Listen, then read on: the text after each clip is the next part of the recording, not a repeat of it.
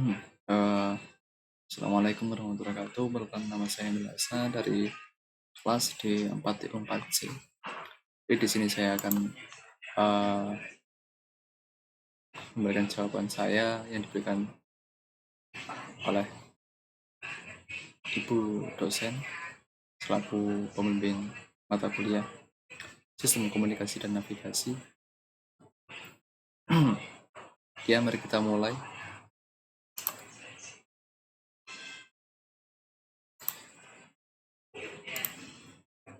Jadi sistem komunikasi satelit. Jadi di sini saya akan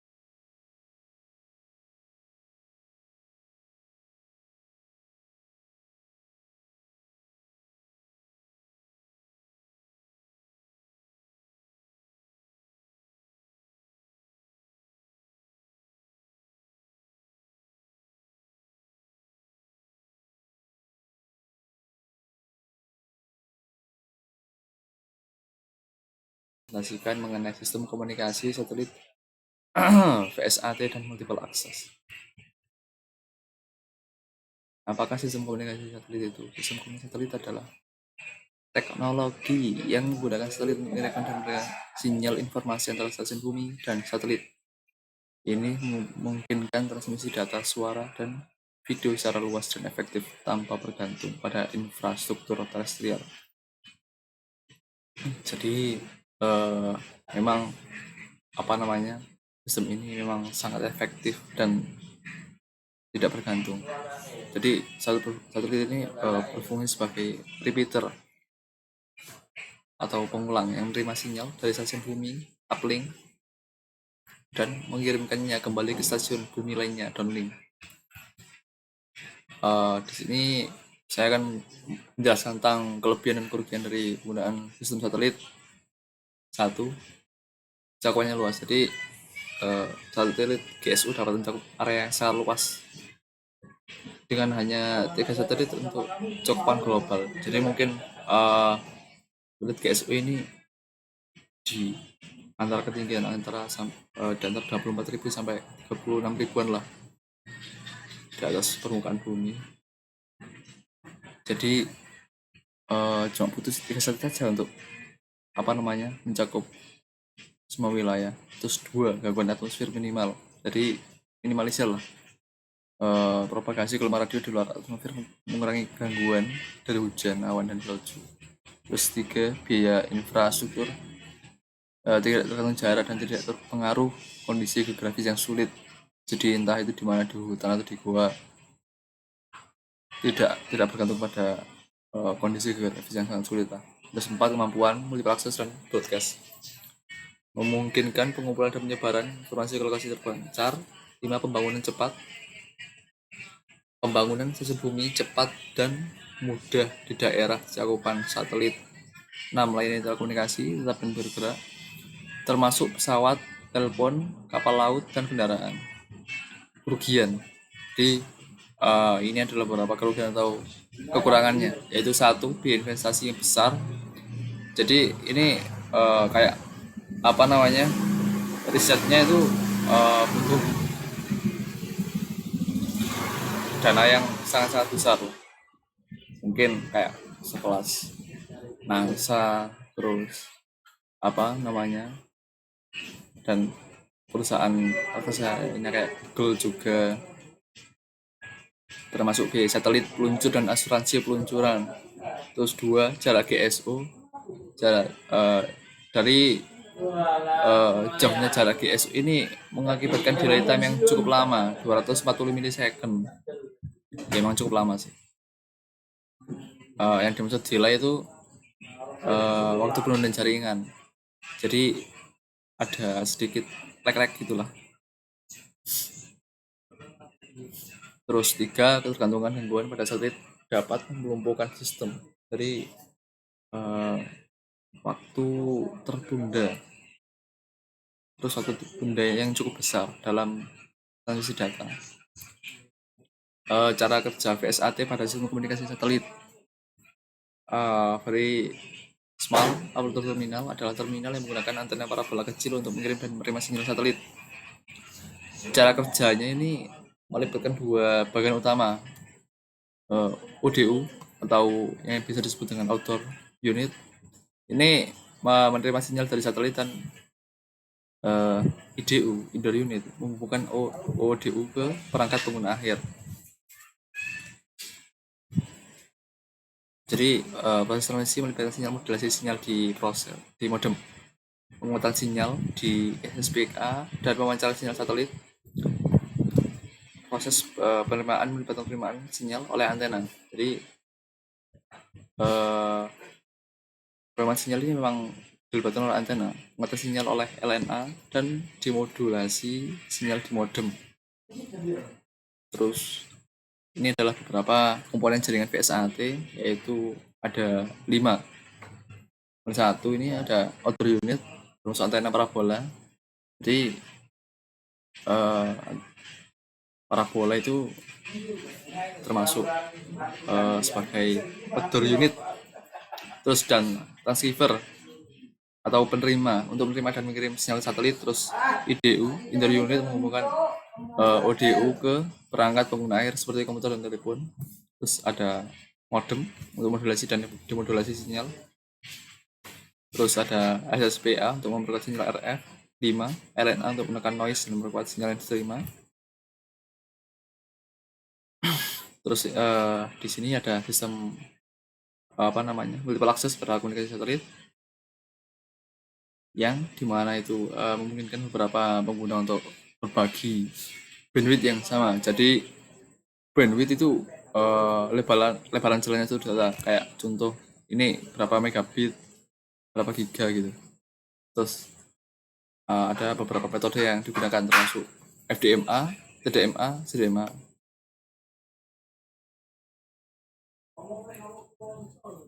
Yang FDMA ini membagi bandwidth menjadi beberapa kanal frekuensi.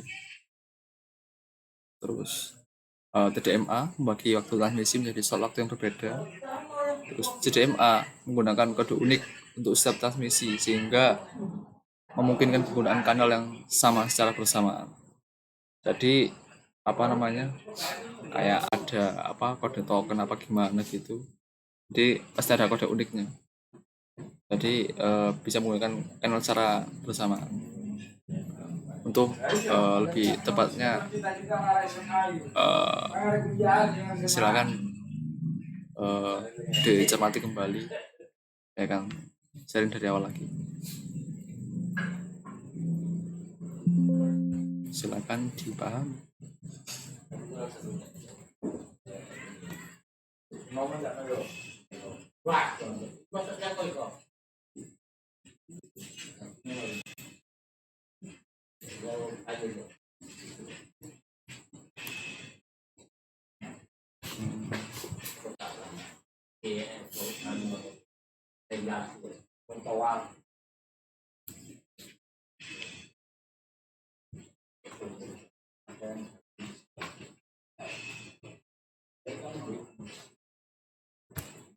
Ini ada perintah link yang tadi. Terus ini beberapa kelebihan tadi. Ini udah satelit GSO yang mencakup area yang sangat luas dan 3 satelit untuk cakupan global. Terus apa namanya, gangguan atmosfer minimal, ada biaya infrastruktur, kemampuan multiple akses dan broadcast, pembangunan yang sangat cepat. Jadi ini guys, pembangunannya ini terpisah. Jadi kalau mau dikirim ke luar angkasa, ini di ruang angkasa ini apa namanya, stasiun ini enggak dibangun secara bersamaan gitu, jadi dikirim ke ruang angkasa secara terpisah, terus baru dibangun di sana. Jadi pengirimannya dari bumi terpisah, terus ada telekomunikasi. Ini termasuk apa namanya, telekomunikasi yang bergerak, pesawat telepon, kapal laut, kendaraan. Dan ini beberapa kekurangan. Investasi besar ini. Ini kayak NASA, Google, Starlink, dan ini pun kemungkinan ya untuk riset satelit peluncur dari asuransi ini mungkin menggelontorkan berapa ribu T gitu kalau dirupiahkan ya. Karena kemungkinannya apa namanya, kayak entah itu roketnya apa dari noise-nya apa gimana itu, sudah jaraknya. Nah ini delay time-nya cukup lama, delay ataupun dan jaringan dengan sinyal, terus ketergantungan.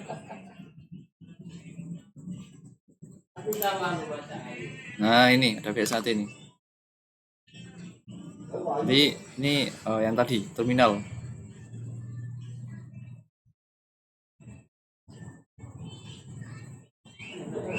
Ini melibatkan dua bagian utama. Jadi kayak kombinasi gitu. Ada ODU dan IDU. Terus modulasi sinyal di modem. Jadi ini dimodulasi di modem atau router. Sedangkan di SSPA.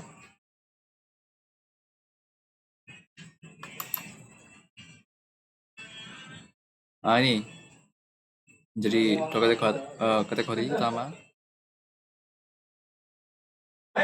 Jadi yang topologi mesh ini atau apa namanya, jala-jala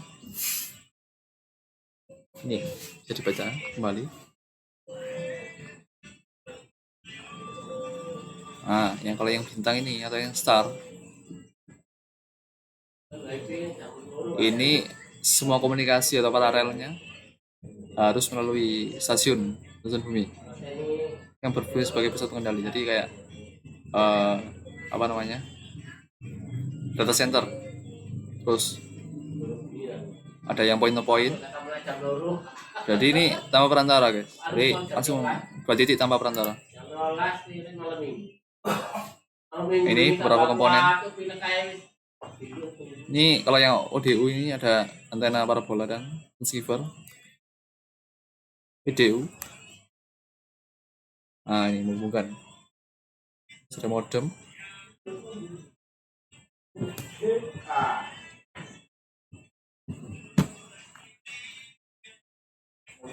SPA.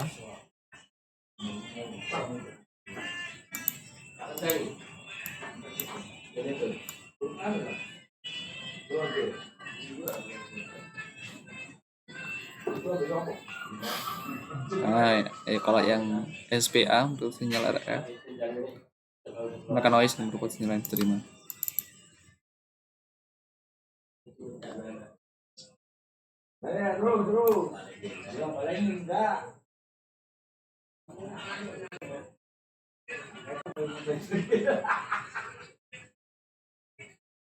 Nah, kalau ini berbagi bandwidth FDMA, CDMA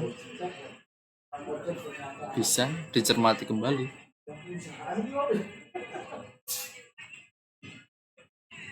Oke, sekian dari saya. Mungkin ada salah kata ya. Saya mengucapkan terima kasih banyak. Wassalamualaikum warahmatullahi wabarakatuh.